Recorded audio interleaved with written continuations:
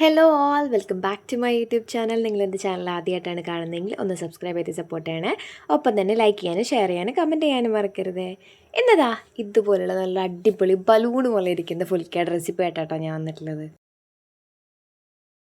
ഞാൻ എന്താ ഈ കപ്പിൽ 2.25 കപ്പോളം ആട്ടപ്പൊടിയാണ് യൂസ് ചെയ്തിട്ടുള്ളത്. ഞാനിവിടെ ആശീർവാദിൻ്റെ ആട്ടപ്പൊടി ആട്ടോ യൂസ് ചെയ്തിട്ടുള്ളത്. നിങ്ങൾക്ക് ഏത് ബ്രാൻഡാണ് ഇഷ്ടം എന്ന് വെച്ചിട്ടുണ്ടെങ്കിൽ അതിൻ്റെ യൂസ് ചെയ്യാം. ആശീർവാദിൻ്റെ ആട്ട യൂസ് ചെയ്യുമ്പോഴാണ് എനിക്ക് കുറച്ചുകൂടി നല്ല സോഫ്റ്റ് ആയിട്ടുള്ള ചപ്പാത്തി കിട്ടാറ്. ഇനി നമുക്കിതിലേക്ക് ആവശ്യത്തിനുള്ള ഉപ്പ് കൂടി ഇട്ട് കൊടുക്കാം. ഇനി ഈ ഉപ്പും നമ്മുടെ ആട്ടപ്പൊടിയും കൂടെ നല്ല രീതിയിലൊന്ന് മിക്സ് ചെയ്ത് കൊടുക്കണം. വെള്ളം ഒഴിക്കുന്നതിന് മുമ്പേ തന്നെ ഉപ്പും ആട്ടപ്പൊടിയും കൂടെ നല്ല രീതിയിലൊന്ന് മിക്സ് ചെയ്ത് കൊടുക്കണം. ഒറ്റയടിക്ക് ഒരുപാട് വെള്ളം ഒഴിക്കരുത്. ഇതുപോലെ കുറേശ്ശെ വെള്ളം ഒഴിച്ച് ഇങ്ങനെ കുഴച്ചെടുക്കണം കേട്ടോ. ഒറ്റയടിക്ക് തന്നെ ഒരുപാട് വെള്ളം ഒഴിക്കരുത്. വെള്ളം കൂടിപ്പോയിട്ടുണ്ടെങ്കിൽ നമ്മുടെ ചപ്പാത്തിക്ക് നല്ലൊരു കൺസിസ്റ്റൻസി കിട്ടില്ല, വളരെ ഹാർഡായി പോവും. അതുകൊണ്ട് നമ്മൾ വളരെ സൂക്ഷിച്ച് വേണം വെള്ളം ഒഴിക്കാൻ. ഇതുപോലെ കുറേശ്ശെ വെള്ളം ഒഴിച്ചിട്ട് വേണം നമ്മളിതൊന്ന് കുഴച്ചെടുക്കാൻ വേണ്ടിയിട്ട്. നമ്മുടെ ചപ്പാത്തി ഹാർഡായി പോകുന്നതിൻ്റെ മെയിൻ ഒരു റീസൺ വെള്ളം കൂടി പോകുന്നതാണ്. അതുകൊണ്ട് വെള്ളം എപ്പോഴും സൂക്ഷിച്ച് വേണം ഉപയോഗിക്കാൻ.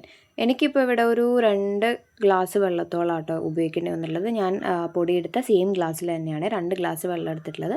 ഒരുപാട് നേരം കുഴയ്ക്കുകയൊന്നും വേണ്ട. ഞാനൊരു 5-6 മിനിറ്റേ ഇത് ഒന്ന് കുഴച്ചെടുത്തിട്ടുള്ളൂ. ഓയിലൊന്നും ആഡ് ചെയ്തിട്ടില്ല കേട്ടോ. ജസ്റ്റ് ആട്ടപ്പൊടിയും ഉപ്പും വെള്ളവും മാത്രമാണ് നമ്മളിതാ നല്ല രീതിയിൽ കുഴച്ചെടുത്തിട്ടുണ്ട്. ഇതുപോലെ ഒരു ബോളാക്കി വെച്ചിട്ടുണ്ട് കേട്ടോ.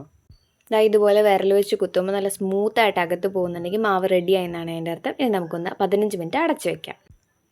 15 മിനിറ്റ് കഴിഞ്ഞ് തുറന്ന് നോക്കുമ്പോൾ നമ്മുടെ മാവ് നല്ല രീതിയിൽ സോഫ്റ്റ് ആയിട്ടുണ്ട്. കണ്ടില്ലേ, നല്ല രീതിയിൽ സോഫ്റ്റ് ആയിട്ടുണ്ട്. ഇനി ഇത് നമുക്ക് ജസ്റ്റ് ഒന്നുകൂടെ കുഴച്ചിട്ട് ഞാൻ 2 പാർട്ടാക്കി എടുക്കുവാണ്. ഇനി എല്ലാവർക്കും അറിയുന്ന പോലെ ഇത് ജസ്റ്റ് ഒന്ന് റോൾ ചെയ്തിട്ട് നമുക്കിത് ചെറിയ ബോൾസ് ആയിട്ട് എടുക്കണം. എനിക്കിപ്പോൾ ഇവിടെ 10 ബോൾസ് ആട്ടോ കിട്ടിയിട്ടുള്ളത്. കണ്ടില്ലേ, ഞാനൊരു നെല്ലിക്ക വലുപ്പത്തിലുള്ള 10 ബോൾസ് ആയിട്ടാണ് എടുത്തിട്ടുള്ളത്. ഇത് നമുക്ക് നല്ലൊരു കല്ലിൽ വെച്ചിട്ട് നല്ല രീതിയിലൊന്ന് പരത്തിയെടുക്കാം. ചപ്പാത്തി പരത്തുമ്പോൾ ഒരുപാട് പ്രസ് ചെയ്ത് പരത്തരുത് കേട്ടോ. കാരണം നമ്മൾ ഒരുപാട് പ്രസ് ചെയ്ത് പരത്തിയാൽ ചപ്പാത്തി വളരെ തിന്നായി പോവും. അതുകൊണ്ട് തന്നെ നല്ല ഹാർഡായി പോകും കേട്ടോ. അതുകൊണ്ട് ഒരു ചെറിയ കനത്തിൽ വളരെ സോഫ്റ്റായിട്ട് വേണം ചപ്പാത്തി പരത്തിയെടുക്കാൻ വേണ്ടിയിട്ട്. ചപ്പാത്തി പരത്തുമ്പോൾ നമ്മൾ ആട്ടപ്പൊടി തന്നെ യൂസ് ചെയ്യുന്നതാണ് നല്ലത്. പരത്തിയെടുക്കാൻ വേണ്ടിയിട്ട് മൈദയോ അരിപ്പൊടിയൊക്കെ യൂസ് ചെയ്തിട്ടുണ്ടെങ്കിൽ അതിൻ്റെ കൺസിസ്റ്റൻസിയിൽ ചെറിയൊരു വ്യത്യാസം വരും. ഞാൻ നല്ല റൗണ്ടായിട്ട് നമ്മുടെ ചപ്പാത്തി പരത്തിയിടുന്നുണ്ട്. ഈ ഒരു കനത്തിലാട്ടോ നമ്മുടെ ചപ്പാത്തി പരത്തിയെടുക്കേണ്ടത്. നമ്മുടെ ചപ്പാത്തിയെല്ലാം പരത്തി കഴിഞ്ഞ് നമുക്ക് ചപ്പാത്തി ചുട്ട് കൊടുക്കാവേ. ഞാൻ ഇവിടെ ഒരു തവ് വെച്ചിട്ട് ചപ്പാത്തി അതിലേക്ക് ഇട്ട് കൊടുത്തിട്ടുണ്ട്. നമ്മൾ ചപ്പാത്തി ഇട്ട് കൊടുത്തിട്ട് ഒരു 1/2 മിനിറ്റ് വെയിറ്റ് ചെയ്യണം കേട്ടോ. ഇതുപോലെ ചപ്പാത്തിയുടെ കളർ ചെറുതായിട്ടൊന്ന് മാറി വരുന്നവരെ വെയിറ്റ് ചെയ്യണേ. അപ്പോൾ തന്നെ മറിക്കരുത്. ഇതുപോലെ ഒരു ചെറിയ രീതിയിലൊരു കളർ ചേഞ്ച് വന്നതിന് ശേഷം നമുക്ക് ഇപ്പുറത്തെ സൈഡിലേക്ക് മറിച്ച് കൊടുക്കാം. ഞാൻ രണ്ടാമത്തെ വശത്തേക്ക് മറിച്ചിട്ട് കൊടുത്തിട്ടുണ്ട്. ഇത് നമ്മൾ ഇനി ഒരു 1 മിനിറ്റോളം വെയിറ്റ് ചെയ്യണേ. എന്നിട്ട് വേണം നമ്മൾ ഇപ്പുറത്തെ സൈഡിലേക്ക് ഒന്നുകൂടി മറിച്ചിട്ട് കൊടുക്കാൻ വേണ്ടിയിട്ട്. നമ്മൾ ആക്ച്വലി ചപ്പാത്തി ചുടുമ്പോൾ ഒരു 3 തവണ മറിച്ചാൽ മതിയാവും. അത് കൂടുതൽ തവണയൊന്നും അങ്ങോട്ടും ഇങ്ങോട്ടും തിരിച്ചിട്ട് വേവിക്കേണ്ട ആവശ്യമൊന്നുമില്ല. നമ്മുടെ ചപ്പാത്തിയിൽ ഇനി ചെറിയ രീതിയിലുള്ള ബബിൾസ് വരുന്നവരെ നമുക്ക് വെയിറ്റ് ചെയ്യണേ. അതാണ് ഇനി നമ്മൾ 3rd ടൈം മറിക്കാനുള്ള ഒരു സമയം കേട്ടോ. ഇതുപോലെ ചെറിയ ബബിൾസ് വരുന്നത് കണ്ടില്ലേ. ഇതേപോലെ ബബിൾസ് വന്നതിന് ശേഷം മാത്രമേ നമ്മൾ ഒന്നുകൂടി ഇപ്പുറത്തേക്ക് ഫ്ലിപ്പ് ചെയ്ത് കൊടുക്കാവൂ. കണ്ടോ, ഇപ്പം നമ്മുടെ ആ അടിഭാഗം നല്ല രീതിയിലൊന്ന് വെന്ത് വന്നിട്ടുണ്ട്. ഇനി ആ ചെറിയ ബബിൾസൊക്കെ വലുതായി വരുന്നത് കണ്ടില്ലേ. ഇതുപോലെ ബബിൾസ് ഇങ്ങനെ വലുതായി വരുമ്പോൾ നമ്മൾ ചപ്പാത്തി തവയിൽ നിന്ന് മാറ്റി ഡയറക്റ്റ് ഫ്ലെയിമിലേക്ക് വെച്ച് കൊടുക്കണേ. കണ്ടില്ലേ, ഡയറക്റ്റ് ഫ്ലെയിമിലേക്ക് വെച്ചപ്പോൾ നല്ല ബലൂണ് പോലെ നമ്മുടെ ചപ്പാത്തി പൊങ്ങി വന്നിട്ടുണ്ട്.